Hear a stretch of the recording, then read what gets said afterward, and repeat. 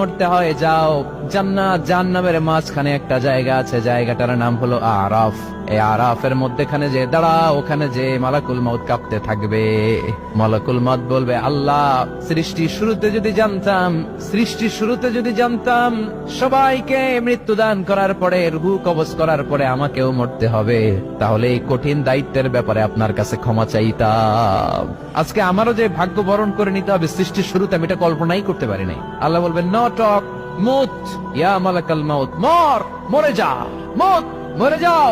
বলার সাথে সাথে মালাকুল মউত এক বিকট চিৎকার হাঁকিয়ে মরে যাবে। মালাকুল মউতের চিৎকারটা সেদিন এত ভয়ঙ্কর হবে, বিষ্ণু ইসলাম বলেন, ওই চিৎকারের আওয়াজ যদি পৃথিবীর মানুষেরা কান দিয়ে শুনতে পেত, তাহলে কিয়ামত সংগঠিত হওয়ার জন্য আলাদা করে ইসরাফিলের সিংহার প্রয়োজন হতো না।